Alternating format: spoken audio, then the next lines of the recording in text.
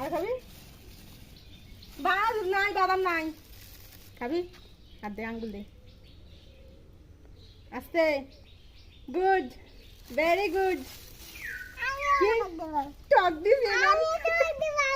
এটা জাল দিছি কেমন লাগছে কি জাল লাগে বাবা ভয় লাগে দেখছো আর খাবি আরো দিবি আরো নিবি মজা কি স্বাদ আর খাবি দাঁড়া জিজ্ঞাসা করি বাবা তোমার কামড় দেবে